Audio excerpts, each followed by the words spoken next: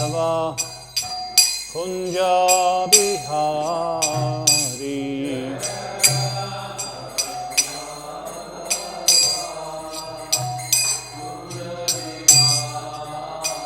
Jaya Gopi Jana Vallabha Girivaradhari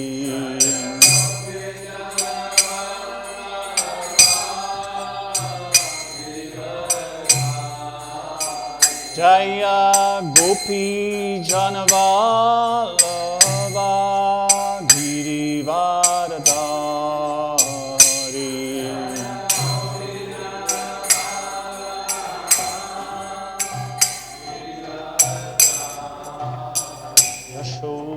Yashodanandana Rajajanaranjana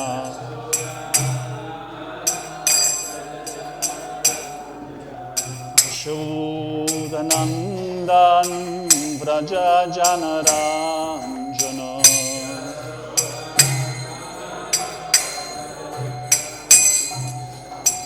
Jamuna Tira Vanachari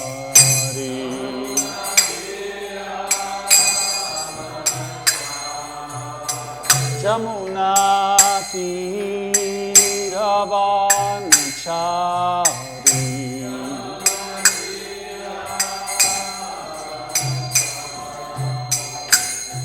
Jayo Radha Madhava Kunjo Bihari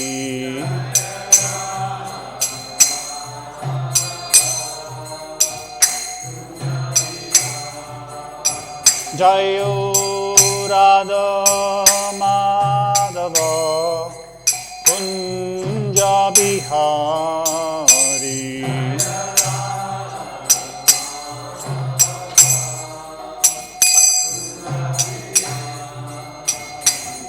Jaya Gopi Jana Vallabha Girivaradhari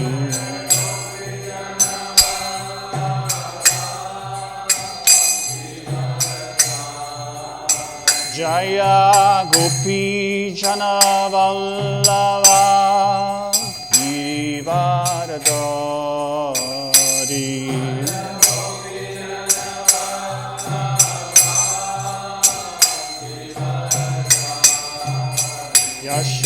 Yashodanandana Vrajajanaranjana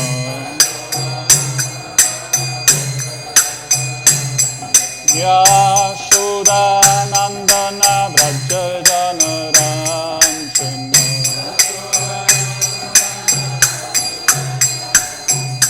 Jamuna Tiravanachari Jamuna Tiravanachari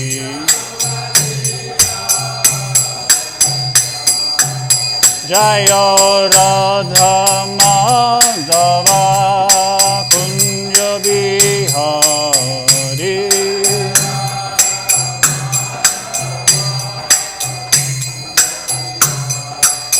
Jaya Radha Madhava Kunja Bihari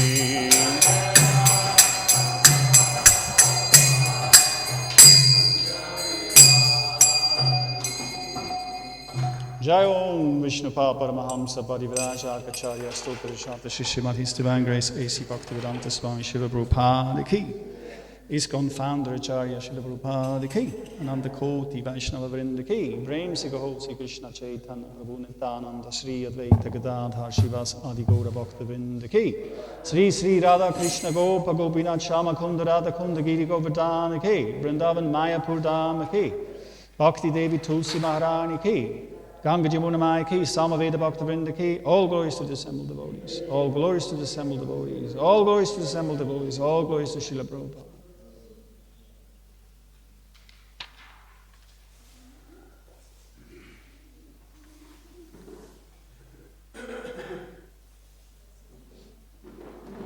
Hare Krishna. haven't given class in years, so you have to be a little bit patient with me. Okay. So, reading from Chaitanya Charitamrita, Adi Lila, chapter 17, pastimes of the Lord in his youth.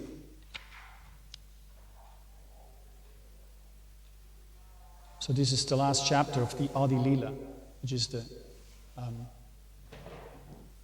pastimes up to 16 years of Chaitanya Mahaprabhu. And then from there comes the Madhya Lila. So Krishnadas Kaviraj Goswami is resuming the pastimes in this last chapter. Prabhupada says so in the introduction, that Krishnadas Kaviraj Goswami is not touching too much on the pastimes of the youth of Chaitanya Mahaprabhu, because Vrindavan Das Thakur has done so already in the Chaitanya Bhagavat. Anyone who has read the Chaitanya Bhagavat? Yes? So it seems a literature that we should read as well. Prabhupada mentions it. So this is now pastime of Lord Chaitanya in Srivas Thakur's home. Please repeat. Shuni Prabhu Hari Bali Utila Apani.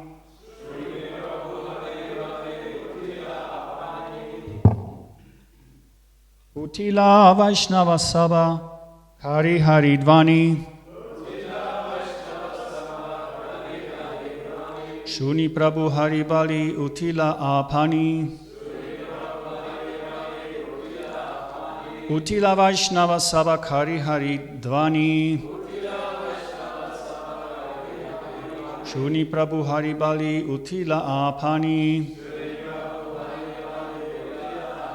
Utila Vaishnava Sabha Hari Hari Dvani.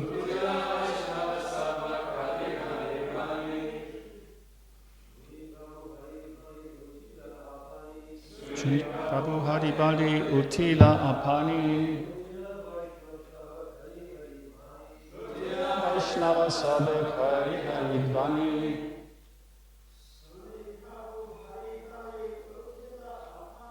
Shuni Prabhu Hari Bali Utila Apani. Utila Vaishnava Sava Hari Hari Dvani.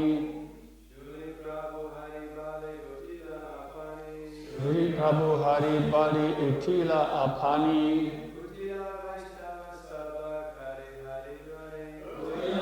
Vaishnava Sava Hari Hari Dvani.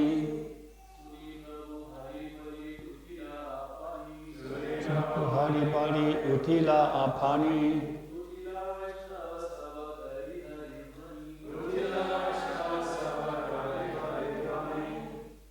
Vaishnavis. Shuni Prabhu Hari Bali Utila Apani. Utila Vaishnava Sava Hari Hari Dvani.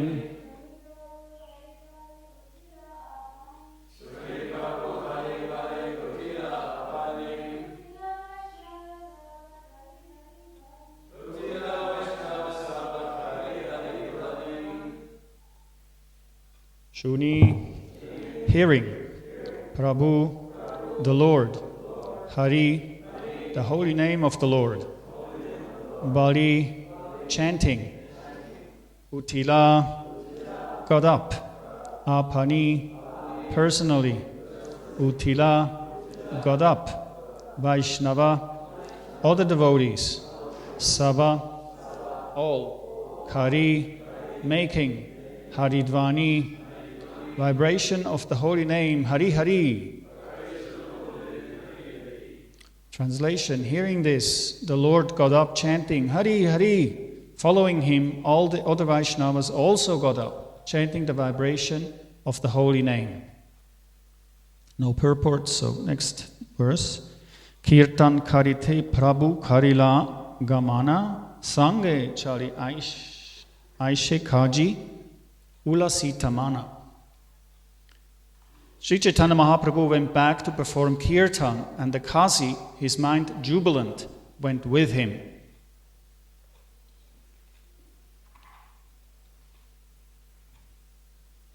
Kajire vidaya dila shachira nandan nachite aila apana bhavana. The Lord asked the Kazi to go back home. Then the son of Mother Sachi came back to his own home, dancing and dancing. Ei mate kajire brapu karila prasad iha jai shunetar khande aparad. This is the incident concerning the Kazi and the Lord's mercy upon him. Anyone who hears this is also freed from all offenses. So this is the last few verses of the last pastime, where Lord Chaitanya visits the Kazi and has a long discussion with him. So this is the end of it. Very auspicious end, of course. Everybody's chanting, dancing. So the next pastime starts here. Ekadina Shri Vasera Mandire Goshani Nityananda Sange Nritya Kare Dui Bhai. One day the two brothers, Lord Nityananda Prabhu and Sri Chaitanya Mahaprabhu, were dancing in the holy house of Srivas Thakur. Srivas Putrera Taham Haila Paralok Tabu Srivasera Chitte Najan Mila Shok. At that time, a calamity took place. Srivas Thakur's son died. Yet Srivas Thakur was not at all sorry. Mritya putra mukhe khail jnanera khatana apane dui bhai haila Srivas Nandana. Sri Chaitanya Mahaprabhu caused the dead son to speak about knowledge, and then the two brothers personally became the sons of Srivas Thakur. So this is a purport. This incident is described as follows by Srila Bhaktivinoda Thakur in his Amrit Pravah Bhasya. One night, while Chaitanya Mahaprabhu was dancing with his devotees at the house of Srivas Thakur, one of Srivas Thakur's sons, who was suffering from some disease, died. Srivas Thakur was so patient, however, that he did not allow anyone to express sorrow by crying, for he did not want the kirtan going on at his house to be disturbed. Thus kirtan continued without a sound of lamentation. But when the kirtan was over, Chaitanya Mahaprabhu, who could understand the incident, declared, "There must have been some calamity in this house." When he was then informed about the death of Srivas Thakur's son, he expressed his regret, saying, "Why was this news not given to me before?" He went to the place where the son was lying dead and asked him, "My dear boy, why are you leaving the house of Srivas Thakur?" The dead son immediately replied, "I was living in this house as long as I was destined to live here. Now that the time is over, I'm going elsewhere according to your direction. I'm your eternal servant and a dependent living being. I must act only according to your desire. Beyond your desire, I cannot do anything. I have no such power." Hearing these words of the dead son, all the members of Srivas Thakur's family received transcendental knowledge. Thus, there was no cause for lamentation. This transcendental knowledge is described in Bhagavad Gita 2:13. Tata dehantara praptir dhirastatra namuyati. When someone dies, he accepts another body. Therefore, sober persons do not lament. After the discourse between the dead boy and Sri Chaitanya Mahaprabhu, funeral ceremonies were performed, and Lord Chaitanya assured Srivas Thakur, "You have lost one son, but Nityananda Prabhu and I are your eternal sons.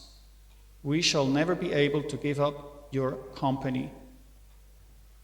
This is an instance of a transcendental relationship with Krishna. We have eternal transcendental relationships with Krishna as his servants, friends, fathers, sons, or conjugal lovers. When the same relationships are pervertedly reflected in this material world, we have relationships as the sons, fathers, friends, lovers, masters, or servants of others.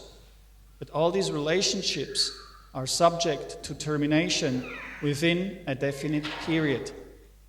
If we revive our relationship with Krishna, however, by the grace of Sri Chaitanya Mahaprabhu, our eternal relationship will never break to cause our lamentation.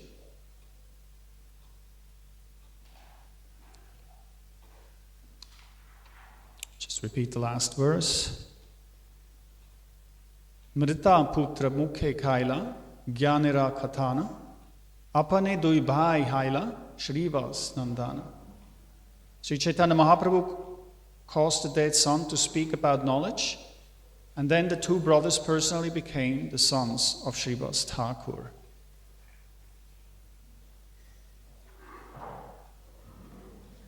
Om Agyan Timirandasya Gyananjala Salakaya Chakshur Unmalitam Yena Tasmai Shri Gurave Namaha. Srila Prabhupada Ki Jai. So, yes, very interesting incident, of course, that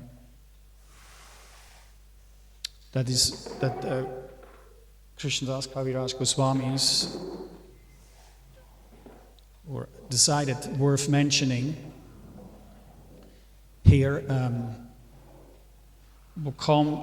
Few points come to my mind in relationship to this. One, of course, is the first impression is that it's an incident very much out of any mundane religious experience. I don't know, but I don't think you would encounter a pastime like this in any other religion where, people are just revived like this from the dead, and then the father expresses like, I didn't make a big thing out of it because I didn't want to disturb the chanting of the holy names, right? So it's a little bit. There's a few incidents in Chaitanya Mahaprabhu's pastimes where the dead are revived, and they speak, of course, transcendental knowledge. We also have the incident in the Bhagavatam where Chitraketu's son, who was killed,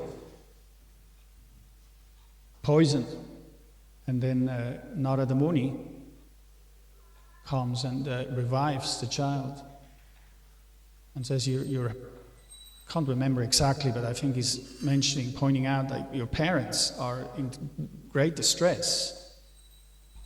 And the boy replies, well, which parents are you talking about?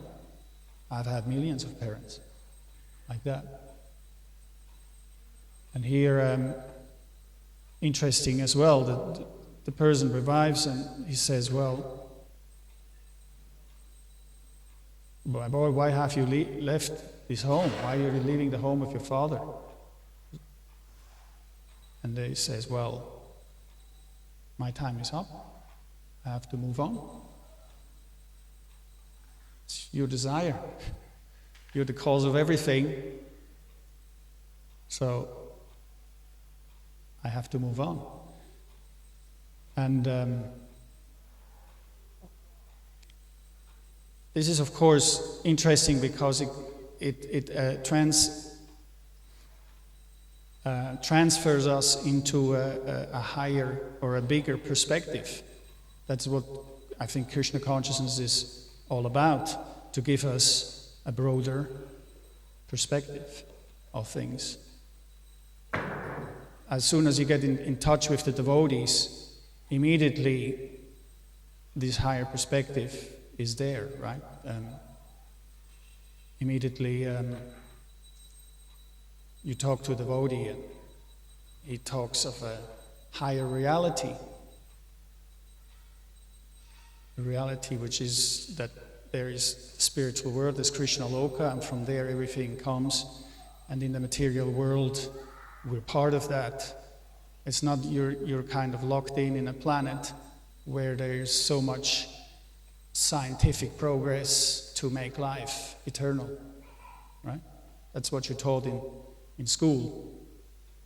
You know, we can live eternally, and we invent this and that, and the whole world believes it. No, but here we have a broader perspective. You are a spirit soul locked into a body, and when your time is up, you move on, you get another body. And when your time is up, you get another body. And according to your acts in one life, you get a body according to those desires and acts. You might get a longer life. You might get a shorter life. You might get the life in a more degraded species. Bhagavad Gita explains that we get a body if we cultivate the mode of ignorance. That's interesting also, the cultivation of the mode of ignorance. How can you cultivate ignorance? But yes, Upanishad explains that there is vidya, cultivation of knowledge, and there is avidya, cultivation of ignorance. So ignorance doesn't just mean like we have this idea, right? When normally that ignorance means you don't know something.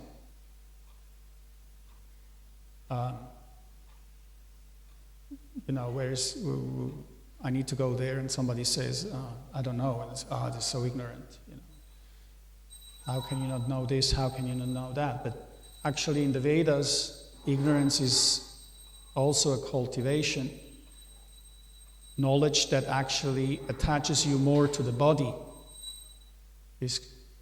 Even though it's so-called knowledge, Prabhupada uses the term so-called knowledge, but actually it's ignorance. It attaches you more to the bodily concept of life.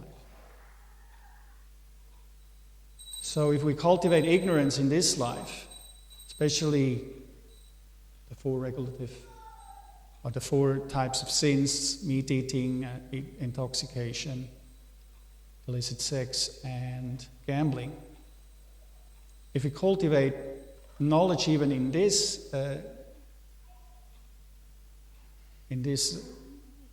area, then we're gonna get an inferior species type of body from an inferior species. Now, interestingly enough, Srila Prabhupada, when it comes to science, I heard that in his classes, I heard that the other day, Srila Prabhupada is saying that this whole scientific progress we call science is actually not science, it's handicraft or art. Prabhupada uses the word art craft or handicraft. He's basically saying that this knowledge is there to increase the attachment to the body. It's not Brahminical or knowledge in the mode of goodness. It is knowledge that takes us down. or knowledge that, so-called knowledge, that actually facilitates sense gratification. So the knowledge that facilitates sense gratification is considered avidya in the Vedic scriptures, right? Upanishad points that out. It's not just because you're forgetful. No, it's actually because you're cultivating the wrong knowledge. So that's avidya, and it drags us down to the inferior species, whereas passion, fruitive knowledge for fruitive desires, keeps us in the human species. And the knowledge that is in the mode of goodness, that actually detaches us from the bodily concept of life, takes us to the higher species, demigods, like that. So Bhagavad Gita is actually very scientific about that, very logic and very transparent. Yes, that's something that comes to my mind now. Srila Prabhupada talks here about dhira. There's a verse in Bhagavad Gita where it says that, I can't remember the Sanskrit, but real knowledge illuminates the consciousness just like the sun illuminates the universe. Like the sun illuminates the universe. Knowledge illuminates our consciousness and makes darkness disappear. So, Prabhupada mentions here the verse, of course, one of the two verses that every devotee knows. I remember once, before we did the Bhakti Shastri, of course, in Chile, when I used to manage the temple, I asked the devotee, so which Bhagavad Gita verses do you know? Some have been there for years and years, but there's two verses in Bhagavad Gita that I've seen all the devotees know. One is the from childhood to youth. What is that? How does it start? Dehinosmin yatha dehi kaumaram javanam jara tatha dehantara prapti adiras tadrana muyati. Right? This is the verse of Prabhupada. And the other one is sarvadharman parityaya mamikam sharanam braja aham tvam sarva papibhyo mokshayishami mashucha. So these two verses I've realized every devotee knows. Not many, unless they're studied, they know the other verses, but see, it was interesting. It's like the first verse of Bhagavad Gita, like the second chapter is really the philosophical start of Bhagavad Gita, right? And then the almost last verse. So I found it interesting. So dhiras tatrana muyati. And hira, a person with steady intelligence. Dhira, like we find that same word, samadhi. Samadhi, right? A person is in samadhi. So sama means equipoised, and dhi is determined. I think it means one-pointed, dhi, or determined. So dhira means a person who is not disturbed by the external waves of the material energy. Now, I must admit, I can't 100% understand what Prabhupada is saying, but I heard him giving a class in Bhagavad Gita, and one Indian man challenges him very strongly. I will repeat the word, but he's basically calling the Bhagavad Gita hypocrisy, something like that. Prabhupada says, well, why? Well, you say, but Krishna says in the beginning that you're not disturbed you're not confused, you're a Dhira. And then when Arjuna's son dies, he laments and he's crying like anything, right? He's like that. And Prabhupada takes up the challenge, of course, and he explains that for a devotee, that somebody close to you dies is natural. I mean, your son departs. It's natural to lament, but Arjuna's consciousness he didn't get confused by that. Prabhupada explains.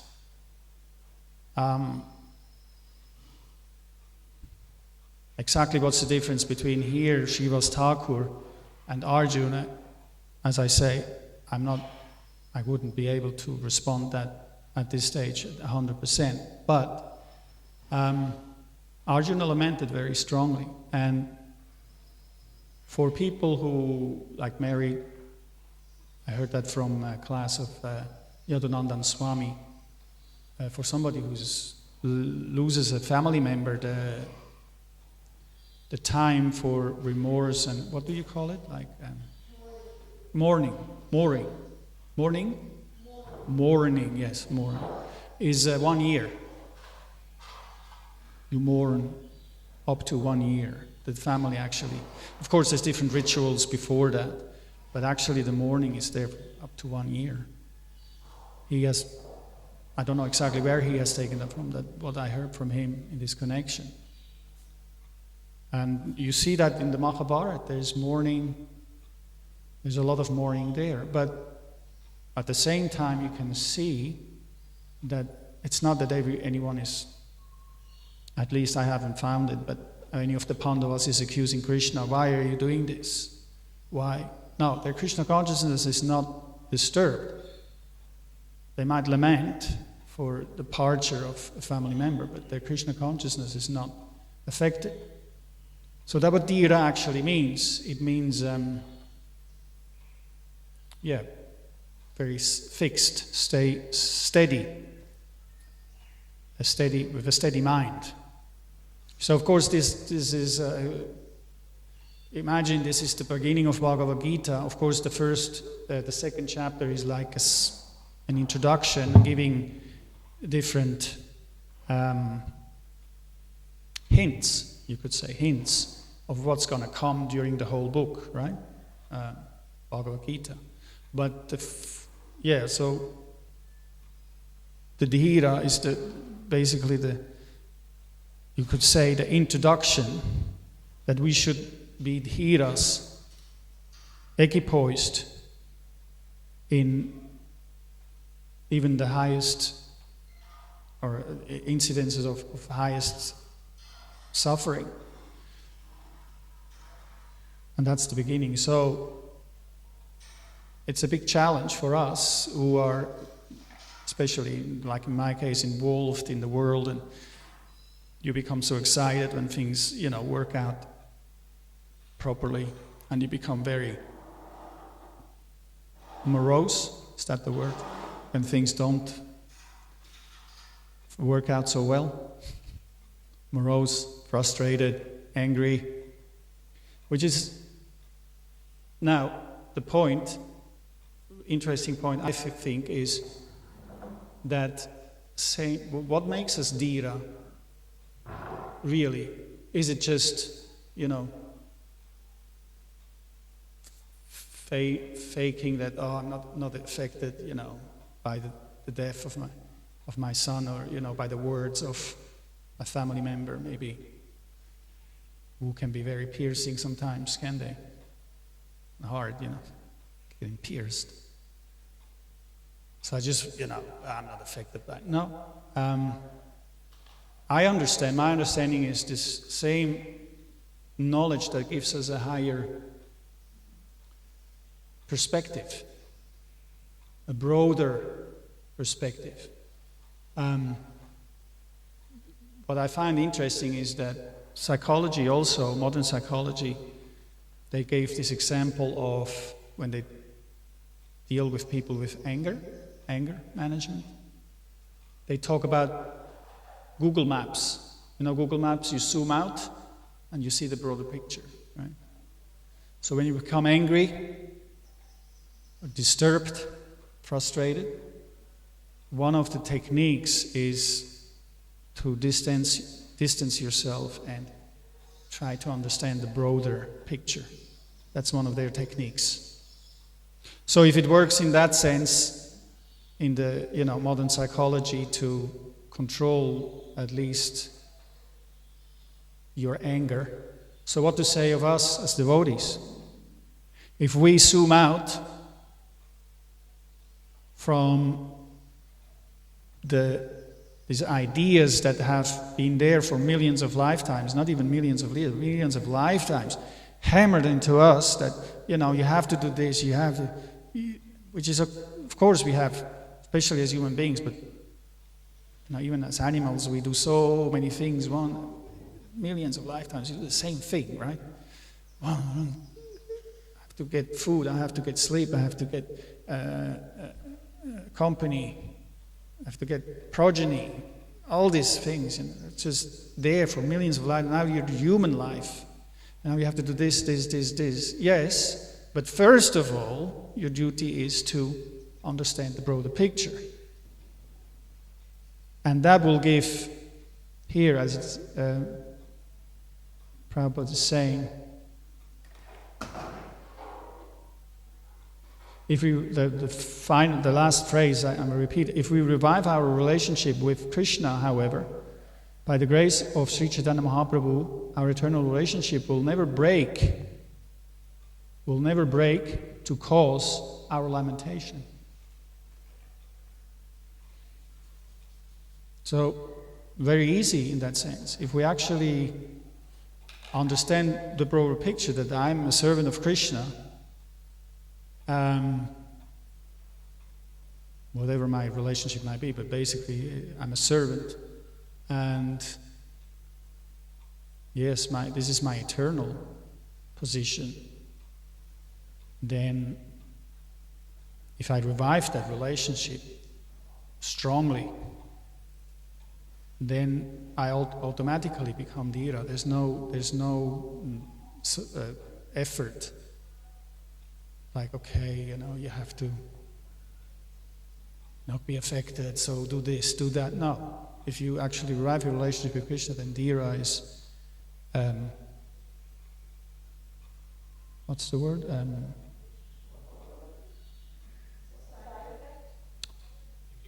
Guaranteed, sorry. Included, yeah. Guaranteed. Prabhupada uses that word a lot. Guaranteed, right? So guaranteed. Okay, I'll stop here. It's been gone quick. Any questions? Yes, Prabhu.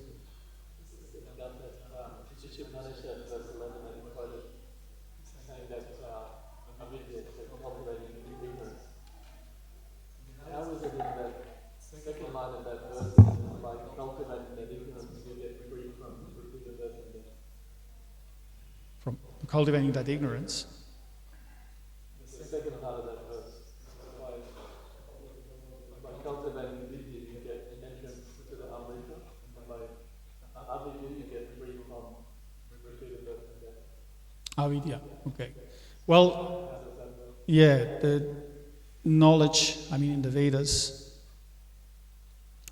I would have to look into it. Sorry, I can't. Would have, but thanks for indicating that.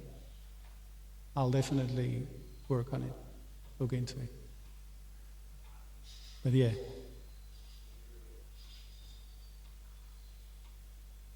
Anything else? Yes, bro.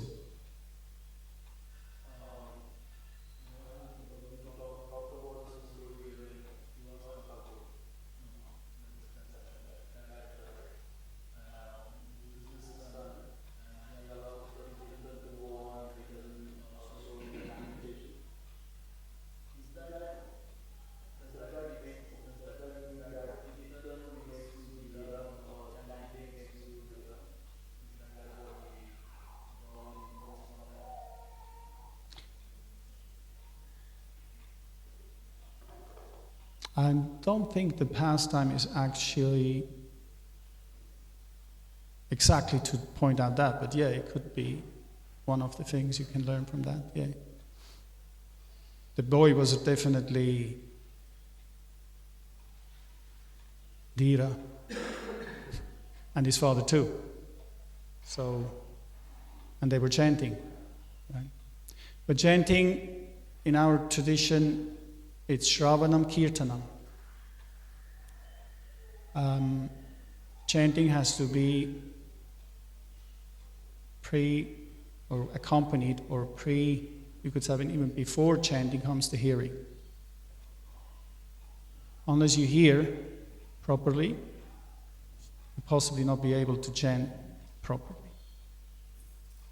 Shravanam Kirtanam Vishnu Smaranam, you know that verse? So Shravanam comes first. So yeah, we're very excited when our children chant, but we also have to understand. Prabhupada gives the example of the parrot. The parrot goes Hare Krishna, Krishna, right? Chants the Maha Mantra, but then when death comes, right? That's it. So what's the understanding? So our understanding has to mature. So when death comes, what do we say? Hare Krishna! The best we can, right? Death comes. So because the understanding is there, the dependence on Krishna. So, yeah. Haribol, yes.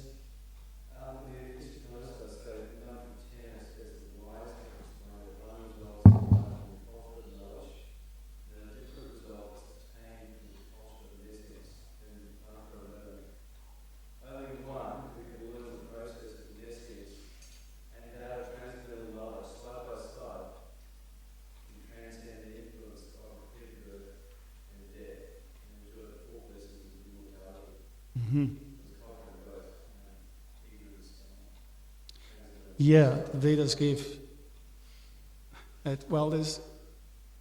You would be surprised, but yeah, the Vedas give, of course, indication how to care for our bodily needs. Varnashram Dharma is basically knowledge in goodness of our bodily needs. But I was very surprised the other day that when I heard a class of Prabhupada, and Prabhupada is saying that there's so many dharmas in the Vedas. Prabhupada goes this dharma, and he goes grihast dharma, and they are all concoctions. And what I understand is, yes, there are. Prabhupada calls it a concoction. You would have to go and find it, but what I understand what Prabhupada means is that's on the mental platform. It is there for us, for the body, and we have to understand it. But finally, it's part of the material world, and it's Prabhupada calls it a concoction. But anyway, you would have to look into that class. I was very surprised. What?